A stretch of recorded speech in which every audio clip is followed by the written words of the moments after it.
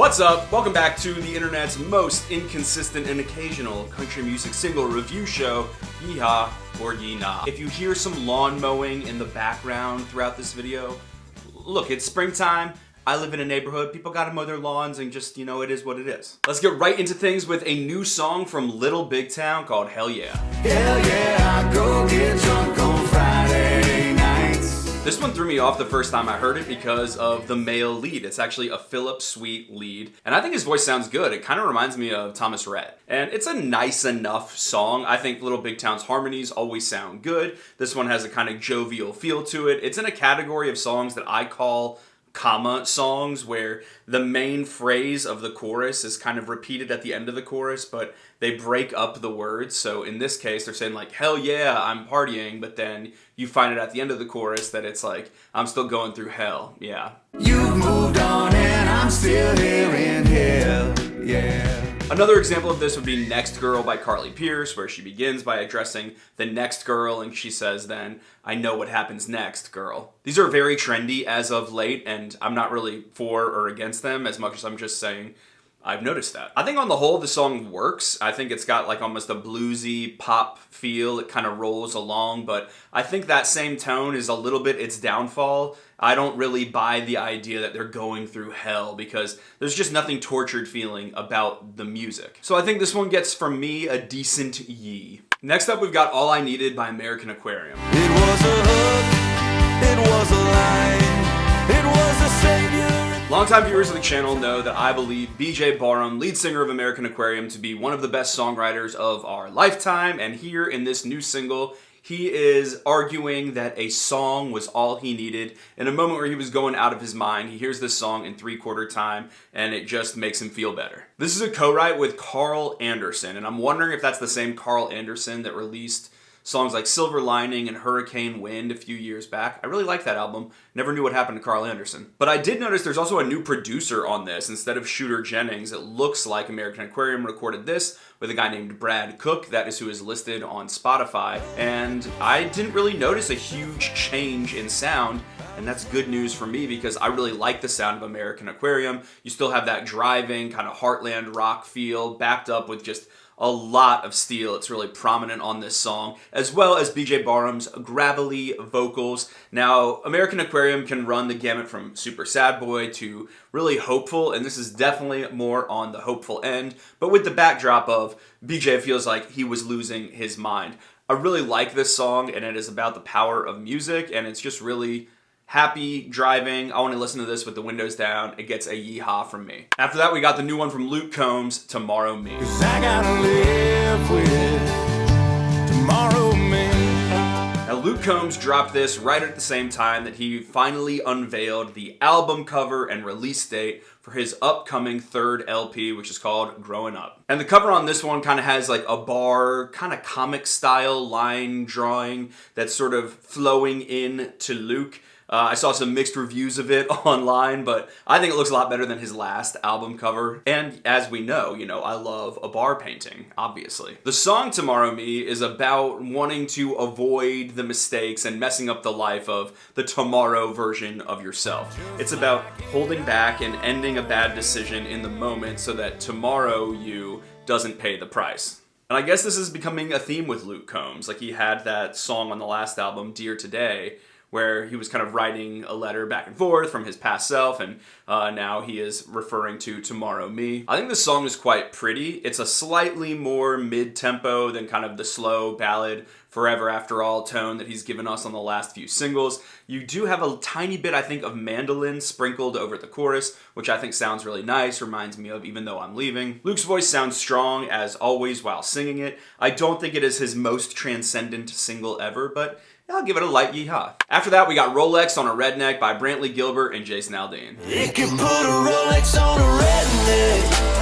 It can put some. I really should have said Rolex trademark symbol on a redneck, because when you see it all written out, it's got that awkward symbol right there in the title, which makes me feel like They did not have permission to use this. And if I were a luxury brand like Rolex, I'd be like, yeah, don't put my name anywhere near this, please. Or maybe they did offer approval. I don't really know, but this is like a jacked up, very bad version of Buy Me a Boat. And somehow this has 5 writers: Brantley, Gilbert, Brock Berryhill, Hardy, Randy Montana, Taylor Phillips, and wow, I do not think More Cooks in the Kitchen benefited this song. You got Brantley doing that kind of hip-hop, spoken word, almost whisper, kind of creepy vocal on the song. Trying to be the warm buff of this town. And they're just talking about, you know, if your paper is stacked high enough, you can get a Yeti on your deck slapped full of long necks, you can get a girl on your lap, you can get a camo, like, wrap on your new Benelli. At one point, they even get into some weird prosperity gospel theology, talking about how you should drop some in your offering plate, because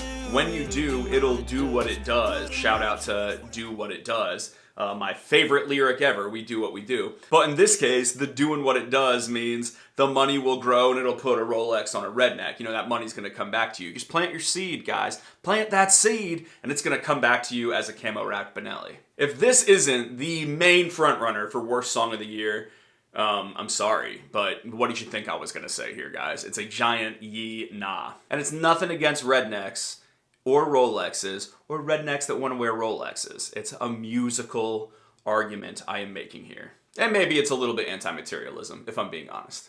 Maybe I am a snob. We know that. Stop. Then we got the new lead single from Kelsea Ballerini called Heartfirst.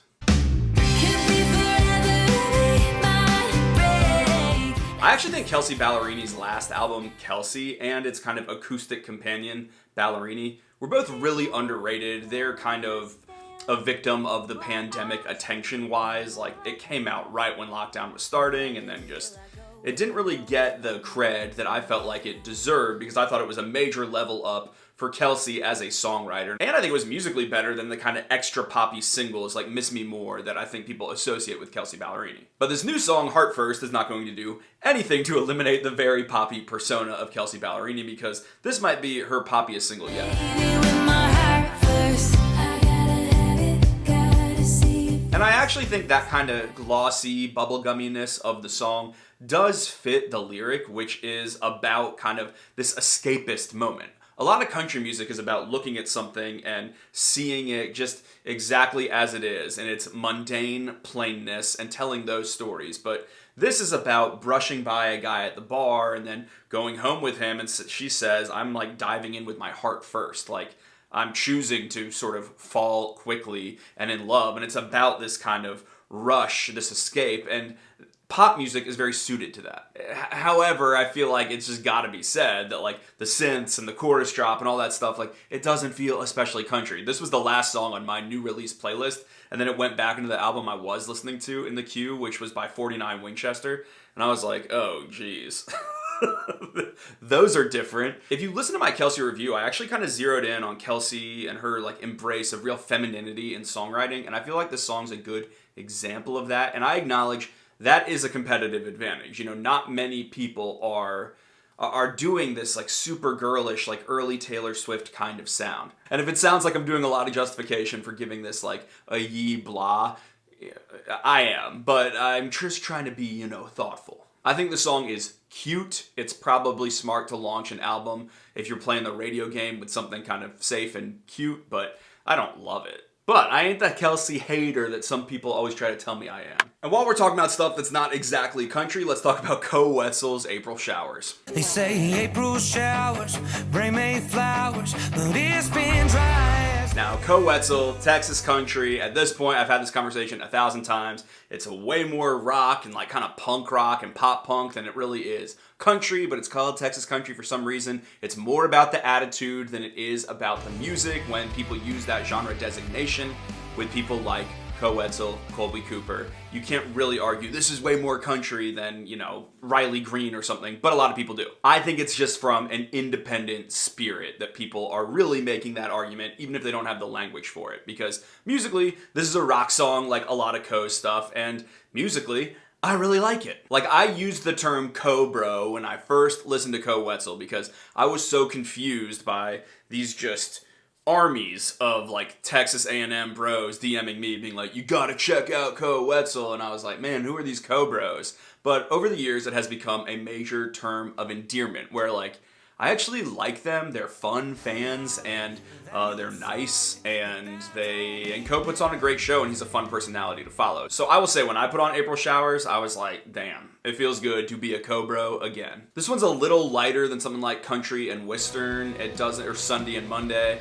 It doesn't go quite as hard as those. It's got a little bit lighter of a feel, but still, it's like a breakup song, brooding, brings in the heavy rock sound, and I think it really works. I'm putting him right next to Kelsea Ballerini to keep myself honest, because I was going to give this one a way bigger review, but I think I also, in the name of consistency, would have to punt this out of my sonic definition box of country music and give it not even a yee-haw as much as like a yee... What's a rock sound? Yee, ya, yee, brah, yee, chia. I want to die. I just watched that in my little viewfinder. I'm a loser. But I would say one of the biggest things that has clarified for me as a music fan is that I think when artists are chasing their muse and making the music that they most want to make that suits the words that they're saying, it's better than them trying to shoehorn themselves into a sound that they don't care about. That always comes across very boring, which is why I think a lot of country radio songs are very boring. So to Kelsea and Koe, maybe they're not that different. Although one is on country radio and one is not. And so that's where I think the double standard feeling comes in. Why am I analyzing all this today? Just say if the songs are good or bad.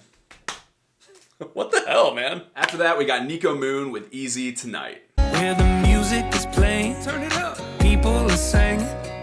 I feel like Niko Moon's obsession with just everything being a good time and everyone having fun and things being easy and lighthearted. Maybe it's just a self-fulfilling prophecy that annoys me, but like the music's very poppy, trappy, hip-hoppy, and I'm just like, it's a yee-nah for me. But look, I bet he's very fun to be around, but you know, I'm a sad boy. Then let's talk Jimmie Allen and Down Home. Down home, oh you know mama's still cooking them down home.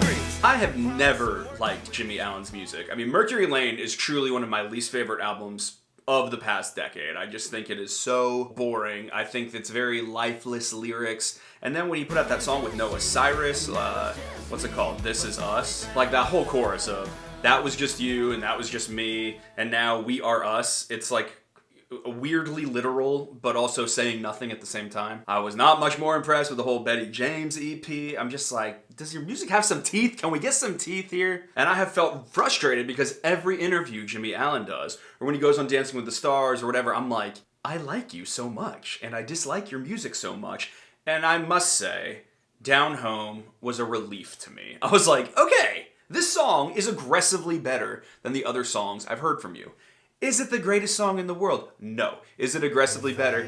Yes. It sounds like just nice pop country with some kind of smarter storytelling in the lyrics. This is another one, I guess, of those comma songs that I was saying with Little Big Town, where Down Home is kind of this saying meant to like evoke Southern friendliness and good attitudes and kind of country lifestyle. But in this case, he's singing about his father having passed away and looking down on home and the fact that he's living a good life kind of to make his father proud. And it adds this slight gravitas to the story, which I think is really welcome. So I think this will be a huge hit, and while I'm not like freaking blown away by the storytelling of the song, I think it sounds good, it sounds country, it's better storytelling. All around, I'm getting what I want, and so even though I'd give it like a decent yee, a strong yee, I'm just in a good mood. Let's give it like the lightest yee-haw. Then we gotta talk about Morgan Wallen and his big return song, Don't Think Jesus. If I was him, I'd say to hell with you. Ain't no helping. This song is a beauty, and it has been like smashing records left and right. It was dropped on Good Friday, and it's a song that was written by Chase McGill, Jesse Alexander, and Mark Holman. Those are some great writers right there, specifically for Morgan, and it's about a guy's journey into reckless behavior and how if people were to be the purveyors of cosmic justice, he would be shamed and condemned, and that's how he would treat himself, but he doesn't think Jesus does it that way. Essentially saying there is love and there is forgiveness for even like a reckless party boy that makes mistakes. The words of this are incredibly poignant unless you have major beef with religion in general and think it's all stupid, then you'll probably think anything with words about Jesus is stupid, but I think it's incredibly gorgeous and something even speaks to a secular soul about redemption. I think Morgan's vocal is stunning. The steel is just so there on this record. Joey Moy keeps leaning in, and I love when Joey Moy keeps leaning in. Now look, are we still going to get some Broadway Girls type moments from Morgan? Of course. But this song is freaking beautiful, and it gets like a major yeehaw. I am really running out of time, so quickly, let's say this. Triston Marez and Jenna Paulette dropped that song Once in a Blue Moon. I gotta pay my tab, have it to your job. The song is pretty, it's fresh, it's country, it's romantic, it's sweet. I like the duet between them. It was fun to get introduced to Jenna's music. So, yeehaw. Randy Houser has a song called Note to Self. Can't make somebody be made for you. God ain't gonna do the praying for you. It really reminds me of kind of the vibe of No Stone Unturned and some of Magnolia, but a little bit more subdued. I don't think this is going to be some giant new career re-sparking song, but I love when it kind of gets a lot more energy when Randy belts a little bit more in the last like third of the song going into the bridge and final chorus. I think that gives it some energy, so I'm going to give that a decent yee. And his voice is so good. Carrie, Miranda, and Bryan. They're all dropping like a song every week or something, and so there's too much to talk about with all their songs. So maybe I'll just say, of the songs they've each released, what are my favorites of them?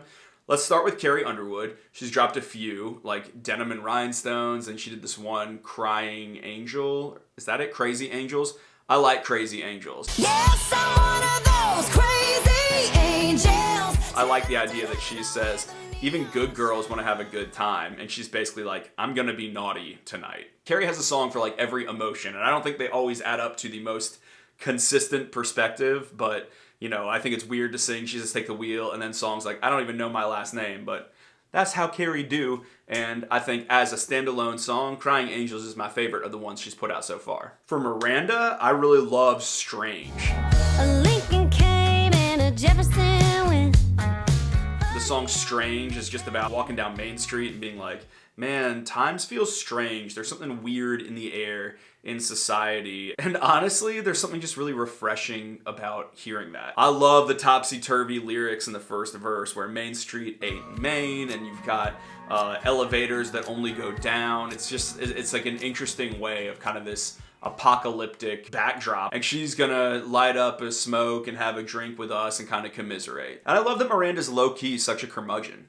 You know, it's not dissimilar in tone to that song Automatic, where she's like, I don't like technology. I liked when things weren't all automatic. I'm like, me too, Miranda, said the YouTuber. And then for Bryan, man, Bryan, I like Late July. I really like Something in the Orange. And I really like Highway Boys. Highway Boys on the road tonight, got a gig out at the Ryman. I'm going with Highway Boys as my favorite of them just because that refrain, do my best to keep truth in songs, that really tickles me. That really same.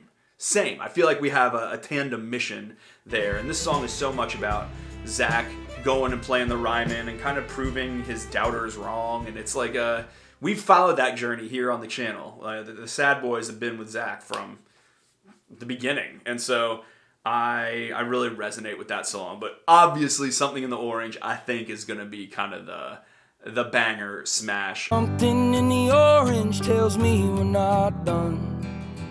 I've already seen like a million covers of it on TikTok where it's like, to you I'm just a man, to you